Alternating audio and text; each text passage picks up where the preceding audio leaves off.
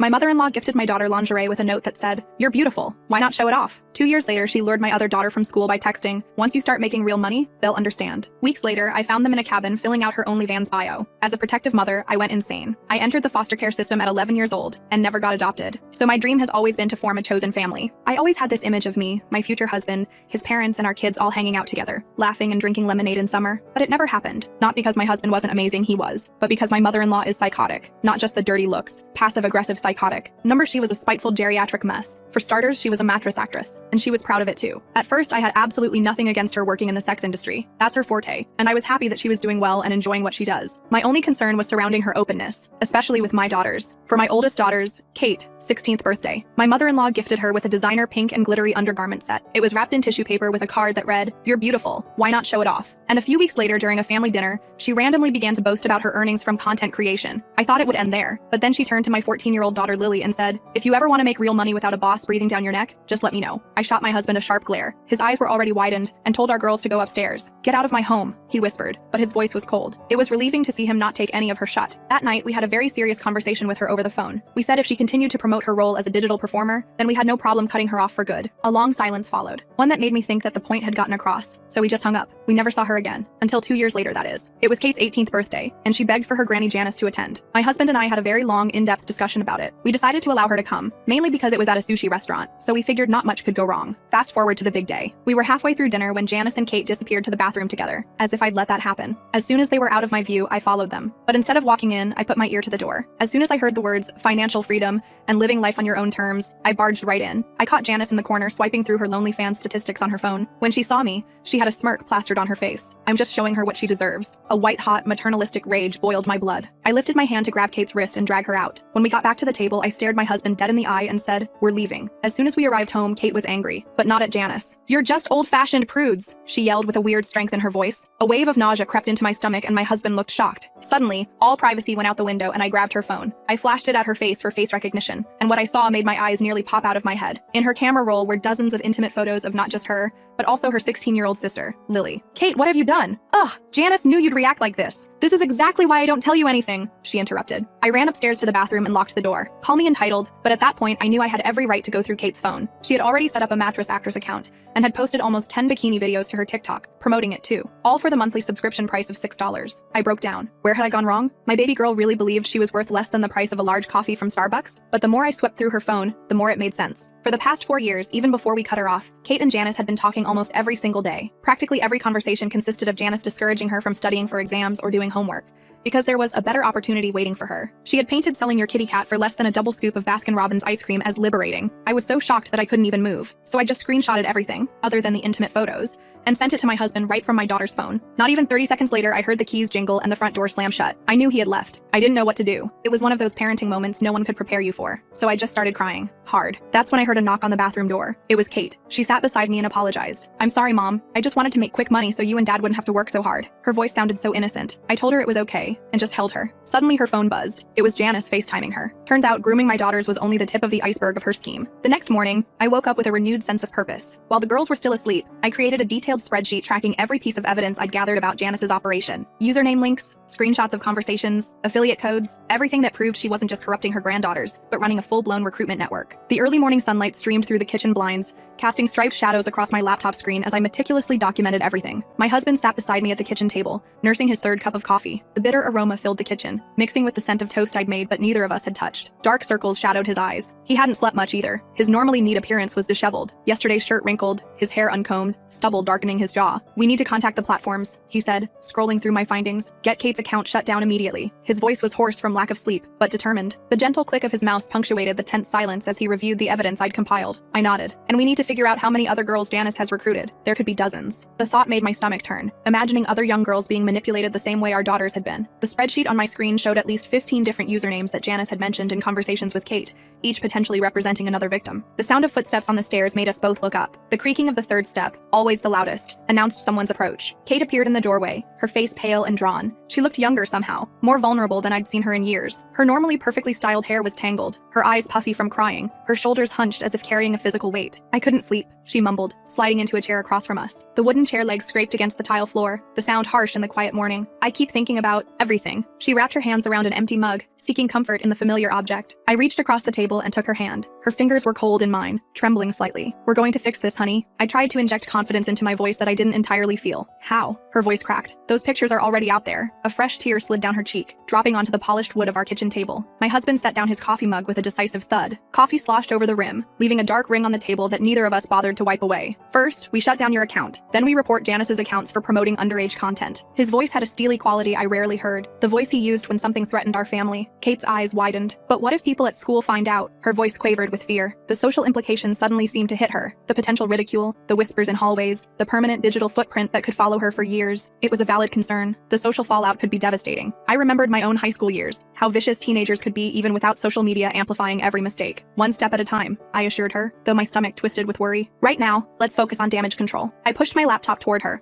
opening a new browser window. With Kate's permission, we logged into her account. The site loaded slowly, each passing second increasing my anxiety. 3 subscribers had already paid the $6 fee. I felt sick seeing the usernames, knowing these strangers had viewed my daughter's photos. The profile page was mercifully new, with minimal content uploaded, but even that was too much. We deleted everything, then permanently closed the account. The process required multiple confirmations, each click of the mouse feeling like a small victory. Next came her TikTok. The bikini videos had garnered hundreds of comments, many directing viewers to her adult content page. The comment section was filled with inappropriate remarks that made my skin crawl, knowing these were directed at my teenage daughter. We deleted those too, then changed all her passwords. I created a document with the new credentials, passwords complex enough that they couldn't be easily guessed. "What about Lily?" Kate asked quietly. "Does she know what's happening?" She fidgeted with a loose thread on her sleeve, not meeting our eyes. The morning sunlight highlighted the worry lines on her forehead, lines no 18-year-old should have. "Not everything," I admitted. "We'll talk to her today." The thought of having this conversation with my younger daughter made my chest tighten with anxiety. How do you explain something like this to a 16-year-old? How do you protect their innocence while ensuring they understand the danger? As if summoned by her name, Lily appeared in the kitchen doorway, still in her pajamas, her phone clutched in her hand. Her hair was tousled from sleep, her favorite worn unicorn slippers on her feet, reminders of how young she still was. "Why can't I log into Instagram?" she demanded. "It says my password is wrong." Her voice held the typical teenage indignation of having her online access disrupted. I took a deep breath. "Sit down, Lily. We need to talk." I patted the chair beside me, preparing myself for one of the hardest conversations of my life. Explaining the situation to a 16-year-old was even harder than I'd anticipated. We kept the details vague, focusing on how Janice had manipulated both girls for her own financial gain. The kitchen grew warmer as the morning progressed, but Lily's face grew increasingly pale as understanding dawned. "So those pictures of me," Lily's voice trailed off, her cheeks flushing. She stared down at the table, tracing the wood grain with her fingertip. The realization of what had happened, what could have happened, seemed to hit her all at once. "Were never posted online," I assured her quickly. "They were only on Kate's phone, and we've deleted them." I reached out to squeeze her hand, feeling how cold her fingers had become despite the warmth of the kitchen. "Grandma Janice said I was pretty," Lily whispered. "She said I could be a model." Her voice held a mixture of confusion and betrayal. The sunlight streaming through the window caught the tears welling in her eyes, making them glisten. My heart broke. "Honey, you are beautiful." But what Janice was suggesting wasn't modeling, it was exploitation. I struggled to find words that would help her understand without traumatizing her further. The kitchen clock ticked loudly in the background, marking the painful seconds of silence that followed. The conversation was painful but necessary. By the end, both girls seemed to understand the gravity of the situation, though I knew it would take time for the full impact to sink in. Kate sat with her arm around Lily's shoulders, their heads bent together in a gesture of sisterly support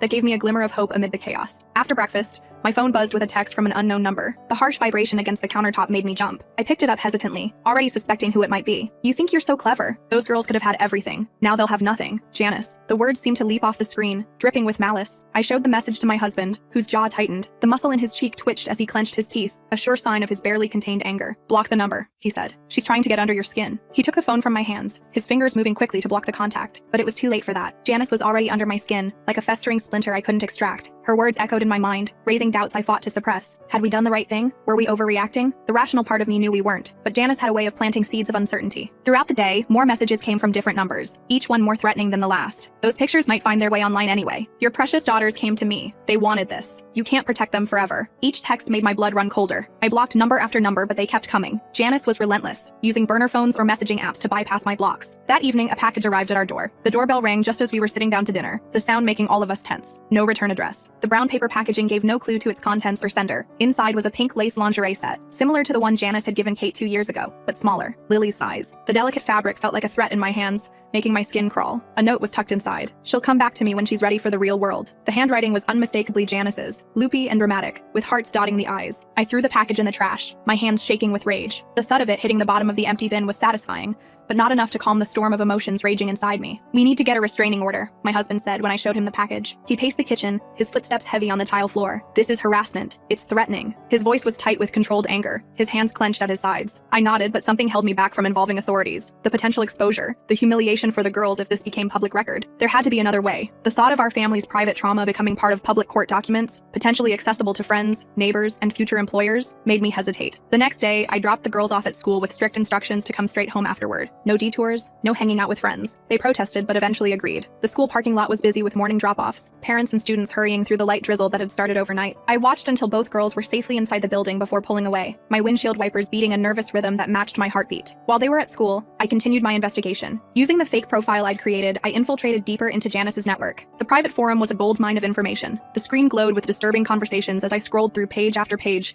taking screenshots and notes. Janice wasn't just recruiting girls. She was teaching others how to recruit. She had created a multi-level marketing scheme for exploitation, complete with training materials and commission structures. "Target girls with low self-esteem," one of her posts advised. "Girls with family problems are easiest. Single parents, financial struggles, body image issues. They're looking for validation and quick money." The clinical way she described targeting vulnerable young women made my stomach turn. I could almost hear her voice as I read the words, imagining her explaining these techniques to other predators. Another post made me physically ill. "Family connections are gold. If you can recruit within your own family, you get loyal creators who won't report you. Plus, the taboo factor increases subscriber interest." The implications were clear. She had been deliberately targeting her own granddaughters not just for direct exploitation, but because the family angle was marketable. The thought made bile rise in my throat. She had been using my daughters as bait. The sister angle was apparently a popular niche that commanded higher subscription fees. I printed everything, adding to my growing file of evidence. The printer hummed in the background, spitting out page after page of damning evidence. Each sheet I added to the folder felt like another nail in Janice's coffin. Then I noticed a section of the forum I hadn't explored yet, success stories. There, I found posts from Janice bragging about her star recruits. Most usernames were obviously fake, but one caught my eye. Lily Rose 2006. My daughter's name and birth year. My heart stopped, the blood rushing in my ears nearly drowning out the sound of the printer. Clicking on the profile, I found a post from 3 months ago. "My youngest granddaughter is almost ready. Been getting her ready since 14, just waiting for her to turn 16 to launch her page. Already have interested subscribers lined up." The room seemed to tilt. The words blurred on the screen as tears filled my eyes, a mixture of horror and rage making it hard to breathe. Janice had been planning this for years, methodically preparing to exploit my youngest daughter the moment she was legally old enough. And based on the comments, she had subscribers waiting, not because Lily had any content posted yet, but because Janice had been teasing her upcoming talent to her existing network. The premeditation was chilling, revealing a level of calculation I hadn't fully grasped until that moment. I was still reeling from this discovery when my phone rang. The shrill sound cut through my shocked silence, making me jump. The school. The caller ID displayed the number I had programmed into my contacts for emergencies. My hand trembled as I answered. "Mrs. Walker, this is Principal Sanchez. I'm calling because Lily wasn't in her afternoon classes today." The principal's voice was professionally concerned, giving no indication that she understood the gravity of what this might mean. My heart stopped. "What? She should be there. I dropped her off this morning." My voice sounded strange to my own ears, high and tight with panic. The room suddenly felt too warm, too small, as if the walls were closing in. According to her friends, she left during lunch period, said her grandmother was picking her up for a doctor's appointment. The casual way she delivered this information made it clear she had no idea of the danger Lily might be in. I nearly dropped the phone. "Call the police. Now my mother-in-law has taken my daughter without permission." The words came out in a rush, my breath coming in short gasps as adrenaline flooded my system. "She's not authorized to take her. This is an abduction." The next hours were a blur of panic. Police reports, phone calls, my husband racing home from work, his face ashen, Kate crying, blaming herself. The house became a command center of frantic activity, officers taking statements, phones ringing, neighbors stopping by after seeing the police cars parked outside. Lily got a text during lunch, Kate admitted through tears. She sat on the couch, hugging a throw pillow to her chest as if it could shield her from what was happening. She showed it to me. It was from Grandma Janice saying she needed to talk to her about something important. I told her not to go, but she said it would just be for a few minutes. Her voice broke on the last word, fresh tears streaming down her face. The police tracked Lily's phone to a motel on the edge of town, but by the time they arrived, the room was empty. The neon vacancy sign buzzed and flickered outside, casting an eerie red glow over the parking lot as officers searched the premises. The clerk remembered an older woman and a teenage girl checking in 3 hours earlier,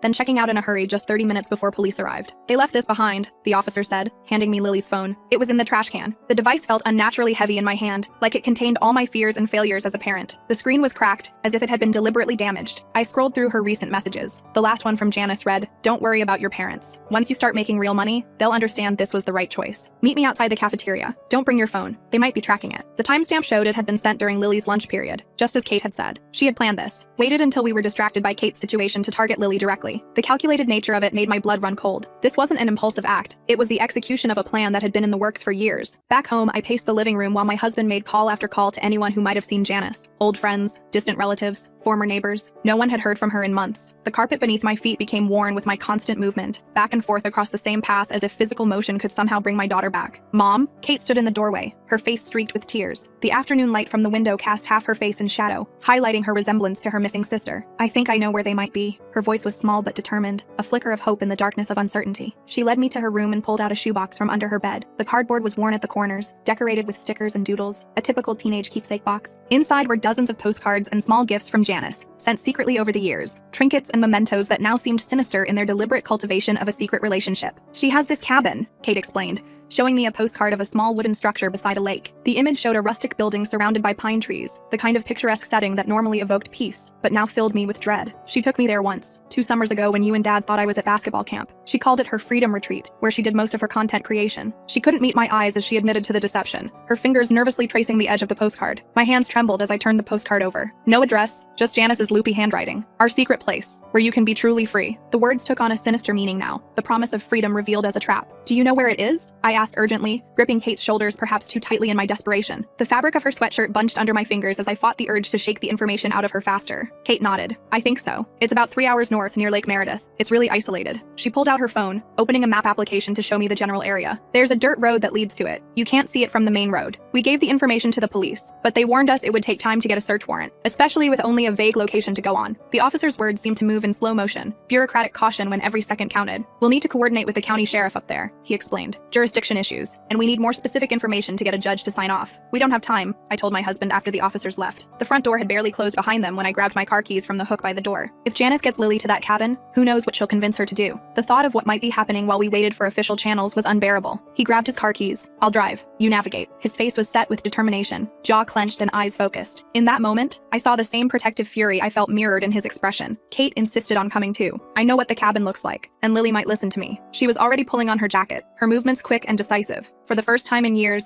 I saw the determined little girl she had once been, before Janice's influence. The drive was tense, with Kate directing us based on fragmented memories. Rain started falling as we headed north, making the winding forest roads treacherous. Fat droplets pelted the windshield, the wipers struggling to keep up as visibility decreased. The rhythmic swish-swish of the wipers and the rumble of tires on wet asphalt were the only sounds in the car, each of us lost in our own thoughts and fears. Night was falling by the time we reached Lake Meredith. The rain had intensified, turning the world outside our car windows into a dark, watery blur. It's down one of these dirt roads, Kate said, peering through the rain-streaked windows. I remember there was a big dead tree at the turnoff. She pressed her face close to the glass, straining to see landmarks in the gathering darkness. We drove slowly along the main road, headlights illuminating the dense forest on either side. Pine trees loomed like sentinels, their branches swaying in the wind and casting moving shadows across the road. After what felt like hours, Kate suddenly pointed. There, that's the tree. The lightning-struck pine stood stark against the skyline, its bare branches reaching toward the cloudy sky like skeletal fingers. My husband turned onto a narrow dirt track, our headlights bouncing off puddles and overhanging branches. The car lurched and bounced over the uneven ground, mud splattering the windows as we navigated around potholes filled with rainwater. The headlights cut through the darkness, revealing glimpses of the dense forest closing in around us. Call the lights, I whispered, as a small cabin came into view through the trees. The structure was barely visible in the darkness, a darker shadow against the night sky, but a faint glow from the windows confirmed it was occupied. We don't want her to see us coming. My husband switched off the headlights, plunging us into near total darkness broken only by the dim glow from the dashboard. A battered SUV was parked outside, not Janice's usual vehicle, but the rental company sticker was visible on the bumper. We'd found them. The realization sent a surge of adrenaline through me, my heart pounding so loudly I was sure the others could hear it. We parked a short distance away and approached on foot, the rain soaking through our clothes. The cold droplets ran down my neck and back, but I barely noticed, focused entirely on reaching my daughter. The ground was slippery with mud and wet leaves, making each step treacherous in the darkness. Through a window, I could see light inside the cabin. A warm yellow glow spilled out onto the wet ground, creating a rectangle of light in which raindrops glittered as they fell. As we crept closer, voices became audible over the sound of rain pattering on leaves and roof. Just for a few months, Janice was saying. Her voice drifted through the partially open window, carried on the damp night air. You'll make enough to move out on your own, away from your controlling parents. Don't you want freedom? The familiar manipulation tactics made my blood boil, hearing them directed at my younger daughter. I don't know. Lily's voice sounded small, smile, uncertain. The hesitation in her tone gave me hope that she hadn't fully bought into Janice's scheme. Mom and Dad would be really upset. Through the window, I could see her sitting at a small table, her posture tense and uncomfortable. They're upset because they don't understand. They're stuck in the past. This is the future, Lily. Financial independence. Making your own choices. Janice's voice was smooth, persuasive, the voice that had likely convinced countless young girls to make choices that would haunt them for years. I'd heard enough. I nodded to my husband, and we burst through the door. The wooden door banged against the wall as we entered, the sound like a gunshot in the quiet cabin. Janice was sitting at a small table with Lily, a laptop open between them. The cabin smelled of musty wood and Janice's overpowering perfume, the air close and warm compared to the cold rain outside. On the screen was a half-completed profile form for an adult content site. Lily's name and a recent photo of her were already filled in, the cursor blinking in the bio field, as if waiting for the next step in this nightmare. Lily jumped up when we entered, her face a mixture of relief and guilt. Mom, Dad! She took a step toward us, then hesitated, caught between us and Janice. Janice didn't seem surprised to see us. She leaned back in her chair, a smug smile playing on her lips. The lamplight cast harsh shadows across her face, emphasizing the calculating look in her eyes. Well, the cavalry has arrived. Her voice was cool, unbothered, as if we were unexpected but not unwelcome dinner guests, rather than parents rescuing their child. Get away from my daughter, I snarled, moving toward Lily. My shoes squeaked on the wooden floor, still wet from the rain outside. I reached for Lily, who came willingly into my embrace, her body trembling slightly against mine. Your daughter came to me willingly, Janice replied coolly. She tapped a manicured nail against the wooden table, the sound unnaturally loud in the tense silence. Didn't you, Lily? Her eyes narrowed as she looked at my daughter, a silent warning in her gaze. Lily looked down, tears welling in her eyes. You said we were just going to talk. Her voice was barely audible, a whisper of betrayal and confusion. A drop of water fell from her hair onto the floor, the tiny splash echoing her words. And we did talk. About your future. About opportunities these narrow-minded people would never show you. Janice gestured dismissively toward us. The gold bracelets on her wrist jangled with the movement, a discordant sound in the tense atmosphere. My husband stepped forward, his voice deadly calm. You're never going to contact our daughters again. This ends now. His shoes left wet prints on the wooden floor as he moved closer to Janice, his tall frame imposing in the small cabin. Janice laughed, a harsh sound that echoed in the small cabin. The wooden walls seemed to amplify it, making it sound more maniacal than she perhaps intended. Or what? You'll call the police? Go ahead. I'll tell them how your precious daughters came to me for help, how they wanted to escape your controlling household. She crossed her arms over her chest, confidence radiating from her posture. We have evidence, I said, pulling out my phone. The screen illuminated my face in the dim cabin as I pulled up the files I'd saved. Screenshots of you recruiting underage girls, posts where you brag about doing what you're doing to your own granddaughters. The police already have copies. The lie came easily, justified by the circumstances. That wiped the smile off her face. For the first time, Janice looked uncertain, the confidence drained from her expression, replaced by a flicker of fear. You're bluffing, but her voice lacked conviction, the slight tremor betraying her concern. Am I? I pulled up the forum posts I'd saved, showing her own words condemning her. The screen glowed blue in the dimly lit cabin as I held it toward her, evidence of her own depravity reflected in her widening eyes. You've been sloppy, Janice, too proud of your success to keep it quiet. The rain drummed harder on the roof, nature's percussion accompanying the confrontation. Her eyes darted between us and the door, calculating her options. The lamp on the table cast long shadows across her face, highlighting the sudden tension in her features. Lily, Kate, wait in the car, my husband said, his eyes never leaving his mother. The protective authority in his voice left no room for argument. But Dad, Kate began, stepping forward from where she'd been standing near the door. The floorboards creaked under her weight, the sound oddly domestic in the tense standoff. Now, the single word held enough force to send both girls hurrying out the door. The rush of cold, damp air as they left momentarily freshened the stuffy atmosphere of the cabin. You've manipulated your last child, I told her, my voice shaking with rage. I could feel my pulse in my temples, hear the blood rushing in my ears as years of frustration and recent horror coalesced into pure, protective fury. You don't understand anything, Janice spat. She stood up suddenly, her chair scraping loudly against the wooden floor. I was helping those girls, giving them opportunities. Her face was flushed with anger, her carefully applied makeup beginning to smear with sweat. You were exploiting them for commission, my husband corrected. His voice remained calm, a stark contrast to Janice's increasing agitation. Using your own granddaughters as bait to lure in other vulnerable girls. The disgust in his tone was palpable, hanging in the air between them. Janice's facade finally cracked. The mask of the caring grandmother slipped away, revealing the calculating predator beneath. So what? They were going to do it anyway. Might as well be under my guidance. At least I taught them how to be safe, how to maximize profits. Her words came faster now, defensive and revealing. By charging $6 a month? I laughed bitterly. You convinced my daughter she was worth less than a fast food meal. The absurdity of it struck me anew, the devaluation of my child's dignity for pocket change. That was just the starting price, Janice snapped. She paced the small room, her heels clicking on the wooden floor like an angry metronome. Once she built a following, we would have raised it. Exclusive content packages, private requests. The real money comes later. Each word out of her mouth made me more certain we'd made the right choice coming here. Here's what's going to happen, my husband said, his voice eerily calm. The steady drumming of rain on the roof punctuated his words. Nature's percussion to this final confrontation. You're going to shut down your recruitment operation. All of it. The forums, the affiliate links, everything. You're going to disappear from our lives permanently. Janice sneered. Or what? But the bravado couldn't mask the uncertainty in her eyes. the first flicker of genuine fear as she realized the depth of the evidence against her. Or every parent whose daughter you've targeted gets a copy of your posts. Every platform you use gets reported. And we press charges for attempting to produce explicit content featuring a minor. My husband's voice remained level, but the threat was unmistakable. The color drained from Janice's face. You wouldn't. The confidence was gone now, replaced by naked fear. The lamplight seemed to age her suddenly, revealing every line and shadow on her face. Try me, he replied. My priority is protecting my daughters. If that means destroying you in the process, so be it. The absolute certainty in his voice left no room for doubt. This was not a bluff or an empty threat. It was a promise. For a long moment, the only sound was the rain hammering on the cabin roof. The rhythmic patter filled the silence between us, nature indifferent to the human drama unfolding beneath its downpour. Then Janice slumped in her chair, suddenly looking every one of her years. The fight seemed to drain out of her, leaving behind a shell of the intimidating figure she had been moments before. Fine, she muttered. I'll shut it down. Her voice was barely audible over the rain, defeat evident in every syllable. Now, I insisted, while we watch. I moved closer, standing over her as she sat at the laptop. The screen's glow illuminated her face from below, casting strange shadows that emphasized her sudden appearance of age and defeat. Under our supervision, Janice deleted her forum accounts, her content pages, her affiliate links. With each deletion, she seemed to shrink smaller, her empire of exploitation crumbling with a few keystrokes. The clicking of the keyboard and the occasional confirmation dialogue were the only sounds besides the rain, a digital dismantling of years of predatory behavior. When it was done, my husband took the laptop.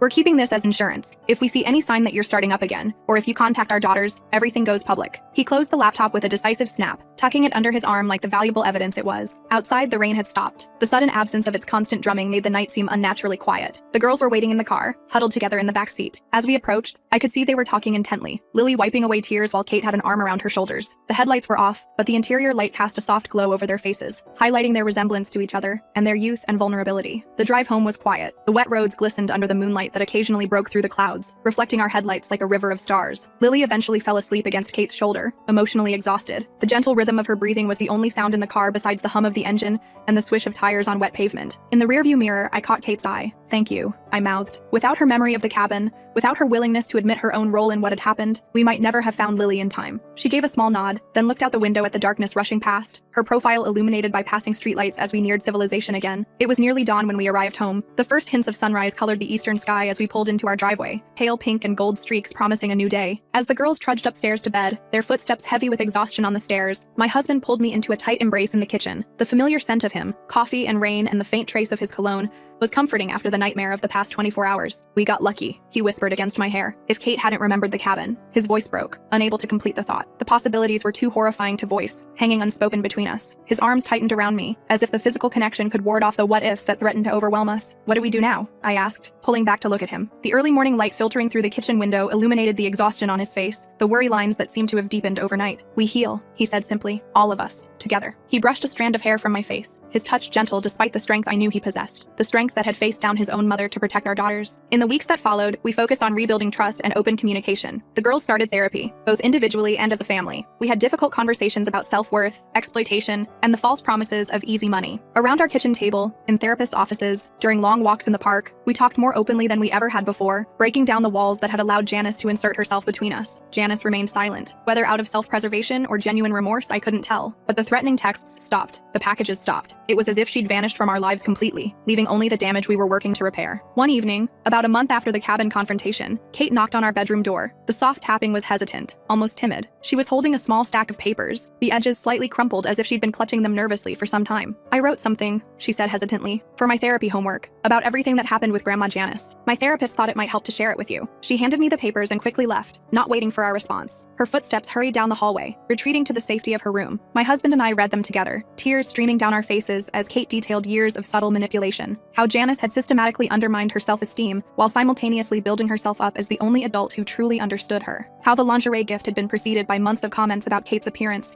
creating insecurities Janice then exploited. The pages revealed a calculated campaign that had begun years earlier than we'd realized, with seemingly innocent comments and small gifts that gradually normalized inappropriate boundaries. We missed so many signs, I whispered, horrified by how methodical her acts had been. The bedside lamp cast a warm glow over the pages, but couldn't soften the cold reality of what they contained. We didn't know what to look for, my husband replied, his voice rough with emotion. But now we do. He placed the papers carefully on the nightstand, treating them with the respect they deserved. Kate's first step toward healing and our education and prevention. The next next day, I called Kate's therapist and asked for resources on recognizing grooming behaviors. I ordered books, joined online support groups for parents, and started compiling information. If Janice had targeted my daughters, she had targeted others, and there were more predators like her out there. The kitchen table became my research station, covered with books, printouts, and my laptop as I educated myself on the warning signs we'd missed. 2 months after the cabin incident, I started a blog anonymously sharing our experience and the warning signs we'd missed. I was careful to change identifying details, but the core story remained the same: a trusted family member using us for exploitation. The response was overwhelming. Comments poured in from parents who'd experienced similar situations, from survivors of exploitation, from educators and counselors. Many shared their own stories of manipulation by people they should have been able to trust. My chosen family was healing, not the picture-perfect vision I'd once dreamed of, with lemonade on summer evenings and harmonious family gatherings, but something stronger, forged in crisis and built on honesty. The foster child in me had always craved belonging, but I discovered that real family wasn't about perfect harmony. It was about facing challenges together and emerging stronger. One evening, as we sat around the dinner table laughing at one of Lily's school stories, I looked at my husband and daughters and felt a profound sense of peace. The warm glow of the dining room light illuminated their faces, highlighting the genuine smiles that had been absent for too long. We'd faced the unimaginable and come through it together. The road ahead wouldn't be easy. There would be setbacks, difficult days, moments when the trauma resurfaced, but we would face them as a family. My phone buzzed with a notification. Another comment on my latest blog post. Thank you for sharing your story. You helped me recognize what was happening to my daughter before it was too late. I smiled and set the phone aside, returning my attention to my family. The family I'd always wanted. The family that had survived its greatest test.